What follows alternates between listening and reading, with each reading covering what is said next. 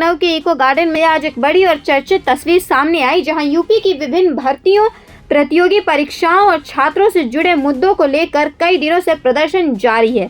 लेकिन आज इस प्रदर्शन ने उस वक्त नया मोड़ ले लिया जब कॉकरोच जनता पार्टी यानी सीजेपी के संस्थापक अभिजीत दीपके अपने समर्थकों के साथ अचानक प्रदर्शन स्थल पर पहुंच गए।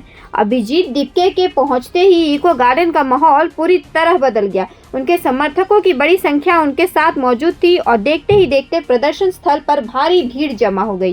कई छात्र और युवा उनके साथ सेल्फी लेते और बातचीत करते दिखाई दिए, जबकि कुछ लोग उनके समर्थन में नारेबाजी भी करने लगे।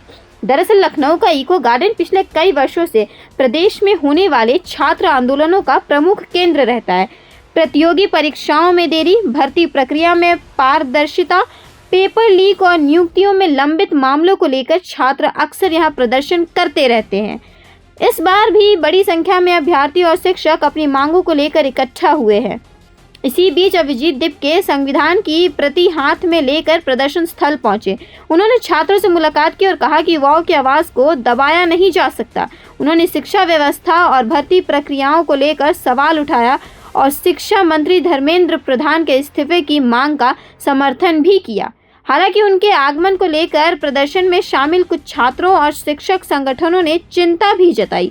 उनका कहना था कि आंदोलन का मुख्य उद्देश्य भर्ती और परीक्षा से जुड़े मुद्दों को उठाना है, इसलिए किसी भी राजनीतिक हस्तक्षेप से मूल मुद्दे से ध्यान भटक सकता है।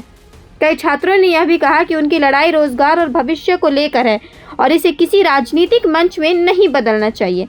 वहीं दूसरी ओर अभिजीत दीपके के समर्थकों का कहना है कि जब युवाओं की आवाज़ नहीं सुनी जाती, तब समाज और राजनीति से जुड़े लोगों का समर्थन आंदोलन को और मजबूत बनाता है।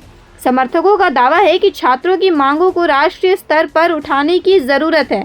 मौके पर पुलिस प्रशासन पूरी तरह अलर्ट नजर आया। बड़ी संख्या में पुलिसकर्मियों और सुरक्षा बलों को तैनात किया गया था ताकि किसी भी तरह की अव्यवस्था या तनाव की स्थिति पैदा ना हो। प्रशासन लगातार भीड़ पर नजर बनाए हुए था और सुरक्षा व्यवस्थाओं को मजबूत रखा गया। राजनीतिक जानकारों का मानना है कि छात्र आंदोलनों का प्रभाव अक्सर सरकार और प्रशासन पर पड़ता है, क्योंकि रोजगार और शिक्षा जैसे मुद्दे सीधे युवाओं के भविष्य से जुड़े होते हैं।